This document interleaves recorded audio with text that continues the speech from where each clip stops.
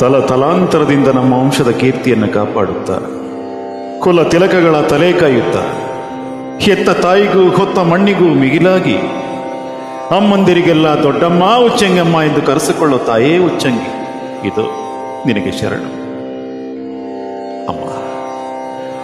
ಈ ಮದಕರಿ ಎಂದು ಯಾರನ್ನೂ ಏನನ್ನೂ ಬೇಡಿದವನಲ್ಲ, ಆದ್ದರಿಂದ ನಿನ್ನ ಅನುಗ್ರಹವನ್ನು ಬಯಸಿ ಬಂದಿರುವೆ. ದಿಕ್ಕಿಲ್ಲದ ಸಿಂಹಾಸನಕ್ಕೆ ಈ ದುರ್ಗದ ಕೋಟೆಯ ಕಳಶವನ್ನು ಕಾಪಾಡಿದ್ದಕ್ಕೆ ಪ್ರಪಂಚದ ಜ್ಞಾನವನ್ನರಿದ ಸೊಳೆಯನ್ನು ಕರೆತಂದು ಈ ಮಣ್ಣಿನ ಒಡೆಯನೆಂಬ ಪಟ್ಟಾಭಿಷೇಕ ಮಾಡಿದ ಆ ಕ್ಷಣದಿಂದ ಈ ಕ್ಷಣದವರೆಗೂ 24 ವರ್ಷಗಳ ಕಾಲ ನಮ್ಮನ್ನ, ನಮ್ಮವರನ್ನ, ನಮ್ಮ ಈ ಮಣ್ಣನ್ನ ಶತ್ರುಗಳಿಂದ ಕಾಪಾಡಲು ಹಗಲಿರುಳು ನಮಗೆ ಬೆಂಗಾವಲೆಗೆ ಕಾಯುತ್ತಾ ಇದ್ದ ನಿನಗೆ ಇಂದು ನಮ್ಮ ಮೇಲೇಕೆ ಕೋಪ ತಾಯಿ? ಮಾಡಿದ ಪೂಜೆ ಪುನಸ್ಕಾರಗಳಲ್ಲಿ ತಪ್ಪಾಯಿತೆ? ಅವನ ಹೋಮಗಳಲ್ಲಿ ದೋಷವಿತ್ತೆ? ಅಥವಾ ದಾನ ಧರ್ಮಗಳು ಕಮ್ಮಿಯಾಯಿತು? ಮಾತಾಡುತ್ತಾಯಿ, ಮಾತಾಡು. 2 ಸಂವತ್ಸರಗಳಿಂದ ಸತತವಾಗಿ ನಡೆಯುತ್ತಿರುವ ಈ ಯುದ್ಧದಲ್ಲಿ ಬಂಡೆಕಲ್ಲುಗಳು ರಕ್ತದಿಂದ ಹೆಪ್ಪುಗಟ್ಟಿ ಕಾಲಿಟ್ಟಲ್ಲಿ ನಮ್ಮ ಪಾದಗಳಿಗೆ ರಕ್ತಾಭಿಷೇಕವಾಗುತ್ತಿದೆ. ಮಕ್ಕಳನ್ನು ಕಳೆದುಕೊಂಡ ಹೆತ್ತ ತಾಯಿಂದರ ರೋದನೆ, ತಮ್ಮವರನ್ನು ಯುದ್ಧದಲ್ಲಿ ಕಳೆದುಕೊಂಡ ಹೆಂಗಸರ ಗೋಳು, ಕಿವಿಗೊಟ್ಟಲ್ಲಿ ರಣಗಹಳೆಯ ಜೇಂಕಾರ, ಇವುಗಳಿಗೆ ಅಂತ್ಯ ಎಂದು ತಾಯಿ.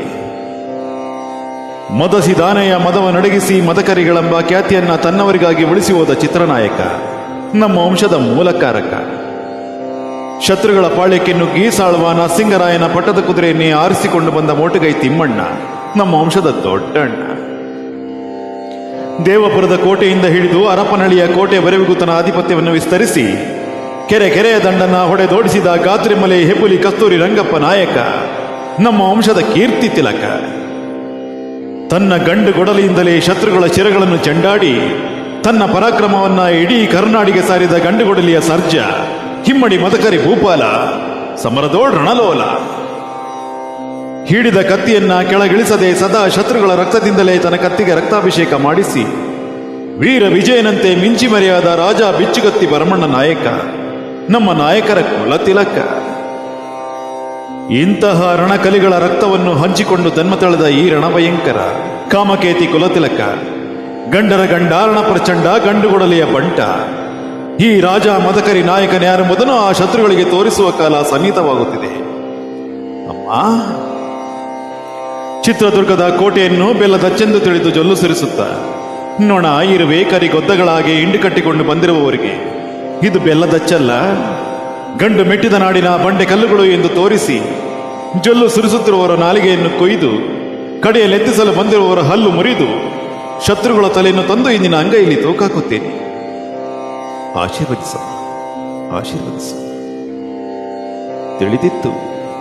ತಿಳಿದಿತ್ತು ಈ ನಿನ್ನ ಮೌನ ನನ್ನ ಸಾವಿಗೆ ಆಹ್ವಾನ ಎಂದು ನನಗೆ ಮೊದಲೇ ಗೊತ್ತಿತ್ತು.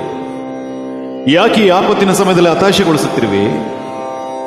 ನಿನ್ನ ಮಗನ ಬಾಹುಬಲದ ಮೇಲೆ ನಿನಗೆ ಅಪನಂಬಿಕೆಯೇ? ಇಲ್ಲ, ನಿನ್ನ ಮಗನನ್ನು ಶತ್ರುಗಳು ಕೆಣಕಿದ್ದು ಸಾಲದೆಂಬಂತೆ ತಾಯಿಯಾಗಿ ನೀನು ಅವರೊಂದಿಗೆ ಸೇರಿ ಪರೀಕ್ಷೆ ಒಡ್ಡುತ್ತಿರುವೆಯ? ಇರಲಿ, ಬಂದಿದ್ದೆಲ್ಲ ಬರಲಿ. ಈ ದುರ್ಗದ ಮಾನಾಪಮಾನದ ಪ್ರಶ್ನೆಗೆ ನಾವೇ ಉತ್ತರಿಸುತ್ತೇವೆ.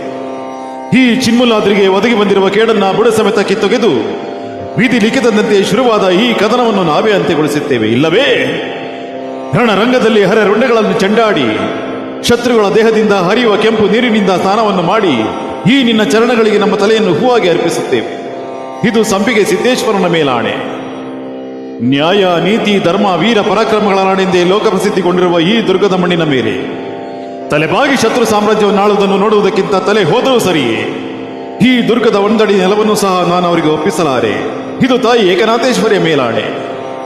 ನಮ್ಮ ಕನ್ನಡ ನೆಲ, ಕನ್ನಡ ಜಲ, ಕನ್ನಡ ಭಾಷೆ, ಕನ್ನಡ ಧರ್ಮ ಇವುಗಳ ಉಳಿವಿಗಾಗಿ ನನ್ನ ದೇಹದಲ್ಲಿ ತೊಟ್ಟು ರಕ್ತವಿರುವವರೆಗೂ ಹೋರಾಡುತ್ತೇನೆ. ಇದು ಕನ್ನಡಾಂಬೆಯ ಮೇಲಾಣೆ.